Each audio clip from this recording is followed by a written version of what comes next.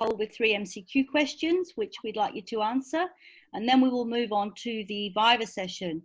Now, the Viva session will be 4 questions of 12 minutes each, plus 3 minutes of feedback. We've only got capacity for 4 candidates today. So if you'd like to take part in the Viva, if you raise your hand and put a message in the chat box, letting us know when you're taking the clinical exams, and we will try to accommodate you. We will give priority to those sitting in November and in the order in which they let us know. I'd just want to remind you all that we do produce a book called Concise Orthopaedic Notes, which is very useful in preparation. And we would like some feedback at the end of the session. And Ruth will send you the feedback forms for that. So I'm going to introduce Mr. Farhaan Altaf. He qualified from St. Bart's and the Royal London Hospital in 2002. He had received the Jackson Burroughs and Morton Prize for outstanding academic achievement as a medical student, and he trained in the Northwest Thames London rotation and achieved his completion of surgical training in 2015.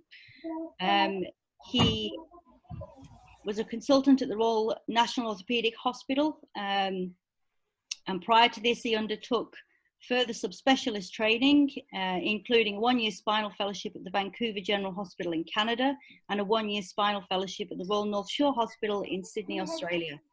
He also worked as a fellow for 3 months in Lyon in France.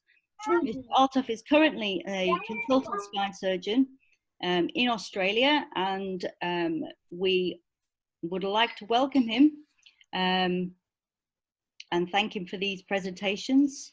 And so I'll hand over to you, Mr. Altaf. Hi everybody. Thank you very much for inviting me to give these lectures and presentations and Viva sessions.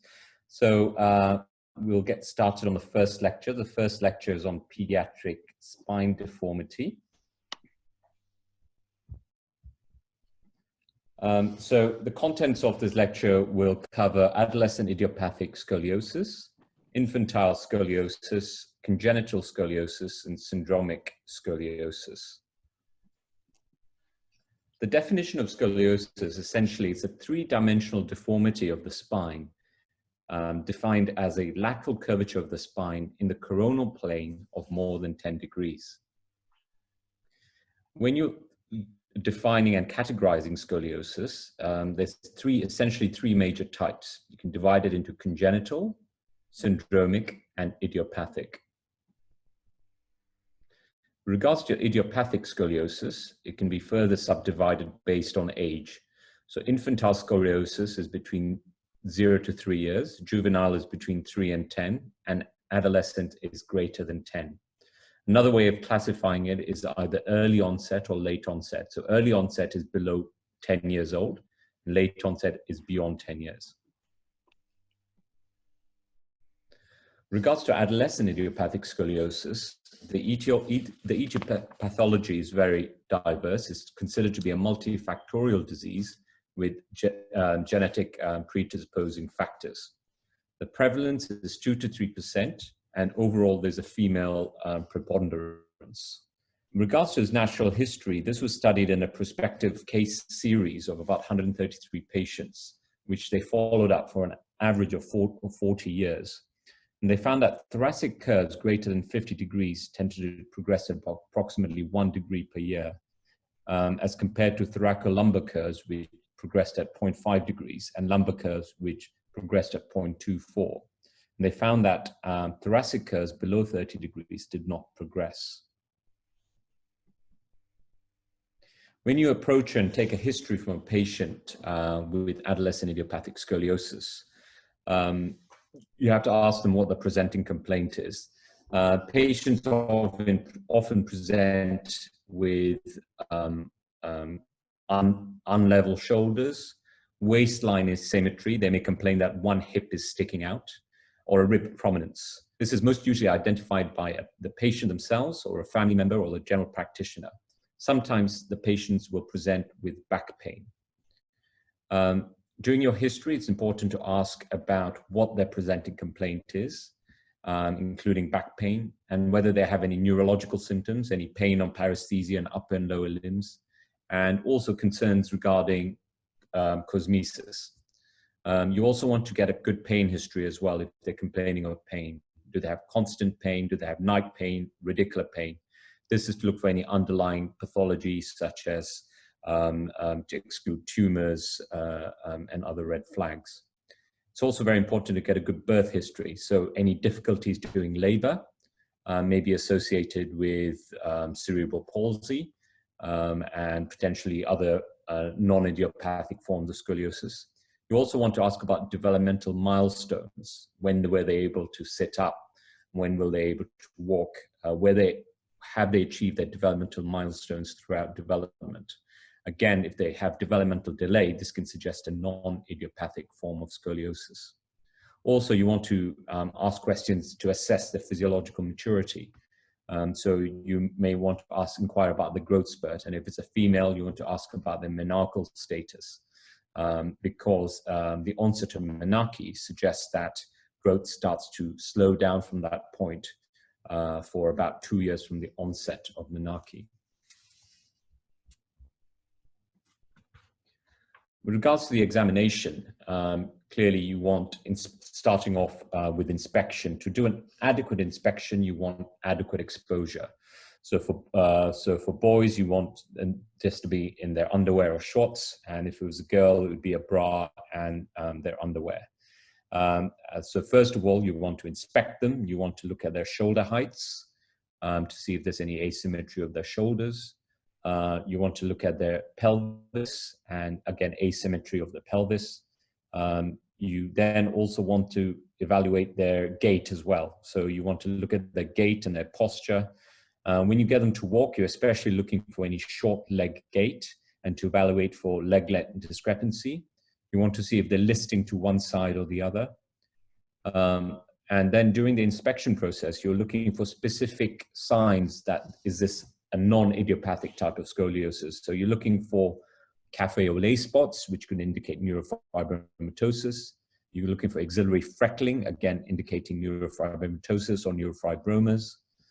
You also look at the back to look for any hairy patches or skin dimpling, which could suggest spinal dysraphism, such as spina bifida. In the patient's upright posture, you want to, again, evaluate them from the front, the back, and the sides. You want to evaluate the heights of the iliac crests, their shoulders. You want to also then see if they do actually, can you actually see a spinal curvature? If you see a spinal curvature, is it in the thoracic spine? Is it the lumbar spine? And you basically describe it according to the convexity of the curve. So if you see a thoracic curve, which is convex to the right-hand side, then it becomes a right-sided curve. And as you can see in this photo, this patient is having their coronal alignment assessed. So essentially, they're dropping a line or a tape or a thread from the C7 spinous process, and they're looking at how far it's deviated from the gluteal cleft or the midline of the sacrum. And then you're looking for, ideally, it should just go through the midline. If it's deviated more to the right side, then there's coronal imbalance to the right. And if it's to the left side, there's a coronal imbalance to the left. You also want to evaluate for leg length discrepancy. So essentially, if you feel that on examination when they're standing up, there's asymmetry in their heights of the iliac crests, you may put some wooden blocks to get the pelvic level if there's a leg length discrepancy. And at that point, you see whether the scoliosis is still present or not. Because essentially, leg length discrepancy can cause a postural scoliosis. So you're seeing, is it a postural scoliosis or is it a structural scoliosis? Another way to eliminate leg length discrepancy is to get the patient to sit down on a chair, and that eliminates a leg length discrepancy. And then you're seeing, is the scoliosis still there or not? Subsequently, it's very important to perform the Adams forward bend test. Here, with the patient standing up and the knees extended, you get the patient to bend forward with the hands together. And here you're looking for the rib prominence, which you can see on this photograph on the right-hand side. And again, you're looking whether the scoliosis is still present or not. Because if it's a postural scoliosis on the Adam forward bend test, it will disappear, whereas a structural one will remain. And then subsequently, last of all, on examination, it's important to do a thorough neurological examination. And during the neurological examination, it's also very important to do the abdominal reflexes.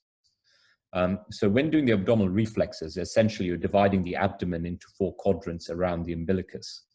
And you use the end of a patellar tendon hammer and you stroke each of the 4 quadrants. And what you would expect is the umbilicus to move towards the point of stimulation with your patellar tendon hammer. And this should be symmetrical in all 4 quadrants. When there is asymmetry, this is suggestive of spinal dysraphism or an underlying disorder, and this would be an indication to get an MRI scan. Regards to imaging, you want to get full length PAA and lateral view x-rays of the whole spine, and lateral bending views would be used for surgical planning to evaluate for the flexibility of the curve, which will help you guide fixation levels. Regards to curve patterns, the majority of the curves are right thoracic. And again, there's a Lenke classification, which you do not need to know for the exams, but essentially will define the different patterns of curves that are seen. But essentially, you can get thoracic curves, lumbar curves, combination of those curves. And sometimes, quite often when you have a structural curve, which is a main curve, then you get a compensatory curve to try to balance it out as well. When you see a left thoracic curve, that's of concern because that is unusual and it's usually associated with underlying spinal dysraphism. So when I'm talking about spinal dysraphism, I'm talking about conditions within the spine, such as diastematomyelias, the most common form of spinal dysraphism, arnochiari malformation, syringomyelia, which means the presence of a syrinx, arnochiari malformations, which can be associated with herniation of the brain contents through the foramen magnum, and also intraspinal lipoma or cord tethering. So when you see a left-sided thoracic curve, you'd consider an MRI scan. When you get your X-rays up to measure the size of the curve, you need to know what the end vertebrae are. You need to decide on the end vertebrae. So the end vertebrae are the vertebral bodies in the proximal and distal aspect of the curves, which are most tilted towards the concavity of the curve. So what you then do is decide on your superior end vertebra, inferior end vertebra. You draw a line along the superior end plate of the superior end vertebra. You draw a line along the inferior end plate of the inferior end vertebra. And then you draw perpendicular lines to those 2 lines. And then the cross section of that angle is formed by the Cobb angle. And the Cobb angle is important to measure in every single patient with scoliosis because this will help you plan treatment and to determine whether the curve is progressing. And it's usually important to have the same end vertebra in your mind and documentation to subsequently measure progression. Risk factors for progression. So age is important. So the younger you are, the greater potential you have for growth and curve progression. Females are more likely to progress. Menarche is important to know because progression is least after menarche. It slows down for 2 years afterwards. And other measurements, which I'll describe in the subsequent slide, is Risser sign, which can help you determine progression, which is a measurement of the progression of the iliac apophysis. Curve patterns can also indicate progression. Double curves progress more frequently than single curves, and also clearly curve magnitude. So assessing curve progression, there's different ways of assessing curve progression. Again, there is, there's different staging methods. So there's a Tanner staging method, which looks at secondary sexual characteristics. It's not as reliable as the more skeletal methods. So other methods are using hand X-rays, such as the Sanders staging system, which is a stage from 1 to 8. And there's also one by DiMeglio, which looks as apophysis around the elbow. The one that's more commonly used is the RISA staging method, which evaluates the progression of the iliac apophysis from the anterior superior iliac spine to the posterior iliac spine, and terminates with fusion with the ilium as well. It has 6 grades from 0 to 6, with 0 and 1 at the early stages where there's lots of growth, and growth state tapers off at 4 and completes at 5 when the iliac apophysis completely fuses with the spine. So when do you consider brace treatment? So brace treatment is generally considered for curves greater than 25 degrees and in the immature spine. So when we're talking about RISO 0 and 1 and above 25 degrees, that would be a candidate for bracing. You could consider bracing patients with curves less than 25 degrees if they show evidence of progression. So progression means the curve increases by greater than 5 degrees at 2 consecutive follow-up appointments, which are either 4 or 6 months apart from each other. You can also consider it for higher curves, 30, 40 degrees, if they still have growth left. But there's no point in doing, there's little benefit from bracing patients 30, 40 degrees who are RISA 4, RISA 5, who have pretty much finished growth. So the contraindications for bracings are curves over 45 degrees, because these patients should be considered more for surgery, and also children who have completed growth, because bracing, again, will not be effective. So when do you consider surgery? So surgery, again, is overall about 10% of patients with adolescent idiopathic scoliosis will progress to surgery. So surgery is generally indicated to treat a significant clinical deformity. So significant clinical deformity would be a curvature of 45 to 50 degrees, and also to correct a scoliotic deformity that is likely to progress. So say an immature patient just about to enter the adolescent growth spurt has a 30-degree curve already. And you know that if you leave this patient or brace them, it's still not going to be enough to control the curve. So such a patient with a smaller curve will still require surgery, as you know that it's going to progress quite rapidly during the growth spurt. So evidence of curve progression would be, again, another indication for surgery. In terms of surgical treatment options, there's different ways of approaching it. The most common surgical approach would be a posterior fusion of the spine. And essentially the aim of the surgical procedure would be to fuse this as little motion segments as possible, fuse across the curve, try to get a balanced spine, and to have high fusion rates as well. So generally it's done posteriorly, but if you've got a very solitary curve, such as a solitary lumbar curve or thoracic curve, you can use a purely anterior approach, which can be seen on the radiograph on the left-hand side. Or if you've got a very stiff curve, where on the bending views where you're still got a curve of about 60 degrees, you may need to do an anterior release, where you go through the anteriorly and you take out all the disc spaces and insert bone graft and cages, and then go through the back and fix it. That's for very stiff curves.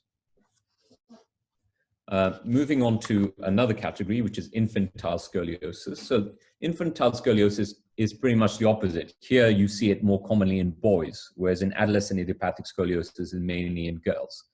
And this is categorized between birth and 3 years. There's an increased association with hip dysplasia, mental retardation, congenital heart disease. And many of these curves will actually resolve spontaneously. But those that progress have to be taken seriously, because this is the important period where your lung is going to be developed. Lung development goes up to about the age of 8. So any severe curve at this level can have a significantly detrimental effect on your lung function. And the rib vertebral angle is very important to know. This was first described by Min Mehta from who was working at the Royal National Orthopaedic Hospital in Stanmore, originally from Calcutta. And she basically, her interest was looking at the early detection of progressive curves. And the aim of her study was to define a radiological method for differentiating between resolving and progressive curves at this early age in infantile scoliosis, and also to examine the influence of the early growth spurt on progressive curves. So she described this rib vertebral angle difference to help distinguish between progressive and resolving curves in infantile scoliosis. So to measure the rib vertebral angle difference, you need to define the apical vertebra, which is the vertebra in the center of the curve. Then you draw a line, a perpendicular line down the center of your vertebral body, which is known as the vertebral line. And then on either side, you draw a line down through the rib head and neck to the point it intersects with that vertebral line, and measure that angle on both sides. And the difference between these, the angle on the concavity and the convexity of the curve is called the rib vertebral angle difference. If this value is below 20 degrees, she found that the curves did not progress. Whereas if the angle was greater than 20 degrees, they would progress, and hence such patients would need treatment. She also describes the phase of the rib head. So in the phase of the rib head, you again looking on the convexity of the curve to see if that rib head overlaps with the vertebral body. She found that if it didn't overlap with the vertebral body, described as phase 1, such curves did not progress. Whereas if a curve was in phase 2, she found phase 2, where there's overlap of the convex rib head with the vertebral body, these curves definitely did progress. So a progressive curve, a shift from phase 1 to phase 2, suggests that it's a progressive curve. So in phase 1, if a curve is if the rib head is in phase 1, it could either progress or not progress. So in these patients, you measure the RVAD to see if it's above or below 20 degrees. If it's entered phase 2, that means it's definitely going to progress, and there's not even any point of measuring RVAD at that point, because it is by definition a progressive curve. In terms of management of such patients, ideally you want to try avoiding fusing these patients, because they still have lung growth available, they have spine growth available. You've also got to remember that you don't want to ideally fuse the spine until the age of 10, because that's when, by the age of 10, 80% of your vertebral height has been achieved. So you're more comfortable fusing the spine at that point. And clearly you want to achieve a lung growth until the age of 8. So this is so a lot of these children are treated with casting on a special table, which is either known as a RISA table or a META table. And these casts are changed at every 6 to 12 weeks. And generally these infantile scoliosis cases, you'll start casting these curves when they reach about 60 degrees. And the aim is then to reduce the size of the curves to about 50. And then at that point, you might start bracing them. And if they then still continue to progress, despite casting and bracing, you may look at non-fusion surgical methods. So these are the growing rod techniques, which allow the spine, allow control of the curve, whilst allowing the spine to grow and the lungs to develop. So there's different types of growth-friendly systems, such as growing rods. So you can have single rods, dual rods, or on this photograph, you can see magnetic growth rods, which has a magnet which you can control outside the patient to achieve sequential distraction. There's other techniques such as staples, tethers, and other techniques such as Luque and Schiller techniques, but they all have the same concept of controlling the curve whilst allowing the spine to grow and the lungs to develop. Moving on to congenital scoliosis. So congenital scoliosis is lateral curvature of the spine secondary to a vertebral anomaly that causes an imbalance in longitudinal growth of the spine. So embryologically, the 5th to 6th week of the, is when the spine develops, and this is when the defect occurs. And the etiology is multifactorial with the approximate prevalence of 1 in 1,000 births. And this typically occurs in the thoracic spine. 60% are associated with congenital abnormalities. And you should know the vectoral mnemonic. V stands for vertebral anomalies, A stands for anorectal anomalies, C stands for cardiac, T for tracheal abnormalities, E for esophageal, R for renal, and L for limb. So neural axis abnormalities are seen quite often on an MRI scan. So these patients should have MRI scans. Also watch out for the lower limb abnormalities, which can be diverse from asymmetric calves to cavus feet, to club feet to vertical tali. Also a proportion of them will have congenital problems and genitourinary problems also. In terms of classification of these deformities, so you can divide them into failure of formation, which can be incomplete. So example of incomplete failure of formation is a wedge vertebra, which has this wedge shaped, but the wedge vertebra will still have both its pedicles intact. And you can also have a complete failure of formation, which means the formation of a hemivertebra as opposed to a wedge vertebra. So in a hemivertebra, there'll be an absence of one pedicle in one part and a segment of the vertebral body also.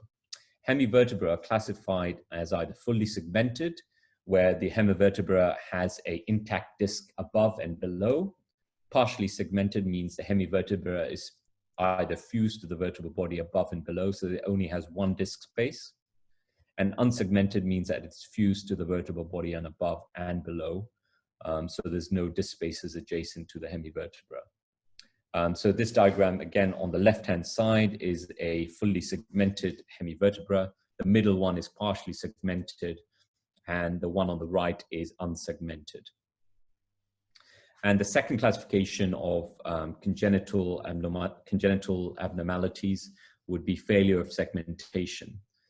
So this can either be a unilateral failure of segmentation, which results in the formation of a bar, which acts as a unilateral growth tether, or you can have a bilateral, which results in a block vertebra. In terms of progression, 25% of these hemivertebra show no progression, 50% progress rapidly, and 25% progress slowly. Progression more likely up to 5 years of age and during puberty. And the combination to watch out for is the mixed type, where you've got a unilateral bar on one side with a contralateral fully segmented hemivertebra on the other side. Which has a worse prognosis and is most likely to progress. In terms of surgical treatment, generally you would, again, prognosticate, depends on the configuration. So if it's progressive, you would more likely to consider surgery, or if it's greater than 40 degrees, you're more likely to consider surgery. The aim of the surgical options is to obtain a balanced spine whilst maintaining flexibility. There's different ways of approaching it. Initially, you may consider non-surgical treatment methods such as bracing. In spite of this, if it's progressive, you may consider, again, growing rod techniques. If it still continues to progress with deformities, you can consider in situ fusion. Or if there's a significant deformity already with an imbalanced spine, you could consider a hemivertebral excision, which could involve, you can do completely posteriorly, or it can involve an anterior and posterior approach. Moving on to syndromic scoliosis, this includes a large number of conditions that could cause it. So you divide it into neuromuscular. Neuromuscular scoliosis can be divided into neuropathic and myopathic. And each of these have a number of conditions under the categories. And I'll go over some of them because they're quite relevant to the exams. You might get them as clinical patients or in Viva stations or even MCQs. So regards to syndromic scoliosis, they generally tend to have long C-shaped curves with rapid progression is more common, can lead to thoracic insufficiency syndrome. Pelvic obliquity is more common, associated with hip contractures and dislocation. The aims of treatment is to maintain cardiorespiratory function, promote mobility and ambulation, and preserve sitting balance. An example would be cerebral palsy is a condition in this category. It's the most common cause of neuromuscular scoliosis. Then these curves can continue past maturity. Bracing effective only in the ambulatory patients. Scoliosis is more common in the GM FCS grades 4 and 5. So it's important to know GM FCS, which is graded from 1 to 5. So 1 is when they're mobile and 5 is when they're pretty much completely dependent in a wheelchair. So once they become more immobile, they're more likely to have the scoliosis. When you're fixing these curves, generally you need to fix them down to the pelvis to address that pelvic obliquity. Other conditions, Duchenne's muscular dystrophy. This is an X-linked recessive progressive myopathy involving skeletal and cardiac muscle and involves a gene that encodes dystrophin, which is a protein that stabilizes muscle cell membranes, and presence usually in the preschool male. The child usually presents with falls, clumsiness, toe walking. Other clinical signs would be pseudohypertrophy of the calves. One blood test that you would ask for is CPK, which would be elevated significantly. Another common sign is a Gower's sign, where the child essentially uses his hands to push off with their legs extended to try to stand up because of the muscle weakness. And steroids have significantly improved the prognosis. Spinal muscular atrophy is a genetic condition. There's four different types of SMA. Type 1 is lethal as an infant. Type 2, where the infant can't walk. Type 3 is the child is normal up till about 18 months and they regress, and type 4 occurs as an adult. It's a progressive loss of alpha motor neurons in the anterior horn of the spinal cord. And essentially, its proximal weakness moves through distally throughout the body, and surgery should be considered early in these patients. Friedreich's ataxia, it's a spinocerebellar degenerative disease, autosomal recessive, and this onset usually occurs a bit later on, usually in the 20s, as opposed to the other forms of scoliosis.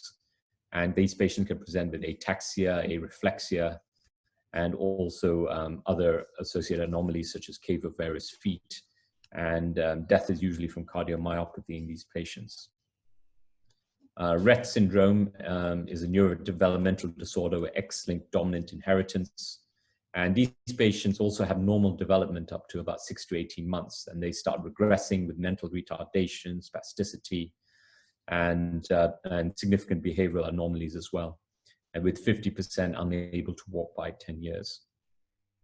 It's also important to know about myelomeningocele, spectrum of disorders. So spina bifida occulta, where there's failure or formation of the posterior bony elements of the spine, which fail to fuse. But these patients have no neurological deficits. Meningocele is when there is the dura and the tissue overlying the spinal cord pouch out through the bony defect, but the spinal cord remains intact, so there's little neurological impairment. Myelomeningocele is the more severe form, where actually the neural elements pouch out and may even be completely exposed. And this can be associated with significant neurological deficits.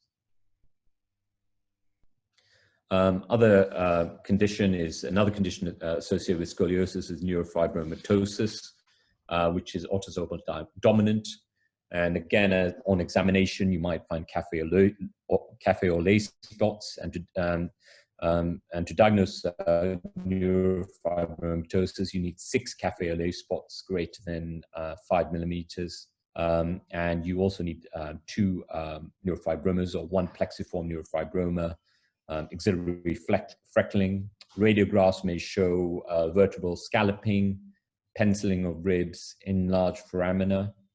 There's two types of curves. There's the usual curve, non-dystrophic curve of neurofibromatosis, which is just like the curves you see with adolescent idiopathic scoliosis, and you manage it just like that. And you also get the dystrophic curves, which are more worrying, which are typically thoracic, associated with kyphosis, and have a sharp angulation.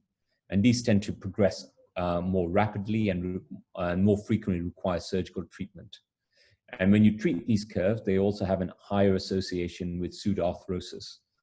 So quite often you may need to go through the front and through the back to fuse these curves. Thank you. So that's the first lecture. So I'll now move on to the second lecture.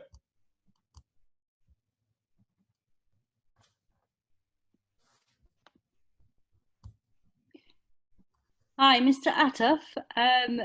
We've just got a couple of questions. Sure.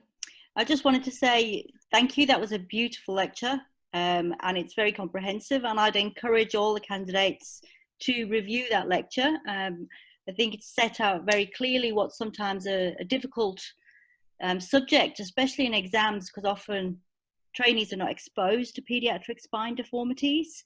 And it does come up in all components of the exam. So I'd encourage you to take on board Mr. Altaf's examination tips and his summaries.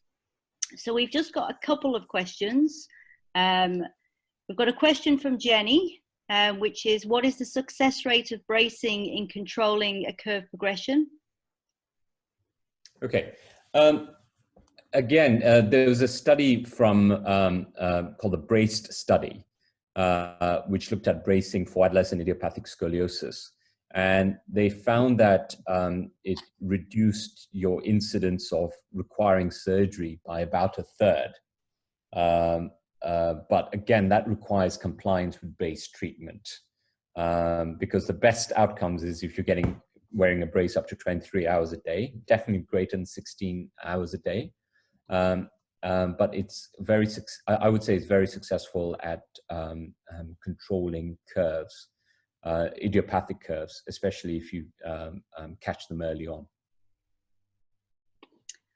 Okay, thank you. Hope that answers your question, Jenny. So we've got one from Ngusu. He's put, what treatment options do you recommend for a resource-limited area? So treatment options for, I think, you know, clearly non-operative treatment methods such as bracing or casting. You know, if bracing is not available, then casting is an option also. But, you know, if you're going into instrumentation, clearly all of that's going to be pretty expensive. So, you know, as I say, I'm a strong supporter of bracing, and I think it would be very effective in resource-strapped areas. Yeah, that's great. Thank you. We've got Ingjin Xiang, who wants to know, is there a difference between syndromic scoliosis and neuromuscular scoliosis? Well, I think neuromuscular scoliosis comes under the category of syndromic scoliosis. So syndromic scoliosis, I would say, would encompass neuromuscular scoliosis and also, you know, other disorders such as neurofibromatosis. And there's also other conditions linked to scoliosis, such as conditions associated with ligamentous laxity, such as Marfan's and Ehlers-Danlos syndrome. And they would all come under syndromic as well. So neuromuscular is a subcategory of syndromic scoliosis. I think that's very clear. Thank you.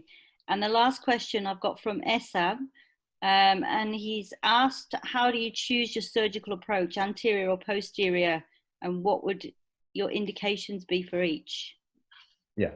So if you've got most scoliosis can be done posteriorly. There's certain curves where you've got just a single lumbar curve, thoracolumbar curve, or a single thoracic curve, you could do it anteriorly. And the advantage of doing anteriorly is that you can make a shorter fixation.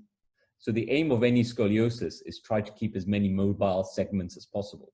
The advantage of anterior scoliosis is that you can fuse shorter. So if you've got if you've just got a thoracolumbar curve, you could just go anteriorly and fuse that curve. Other indications for going anteriorly is to release. So if you've got a very stiff curve, so on a bending view, it's still very stiff. Going posteriorly may not be enough to straighten that or loosen up that curve. So then you have to go anteriorly, take all the disc space, do the releases to loosen it up, and then go posteriorly. Yeah.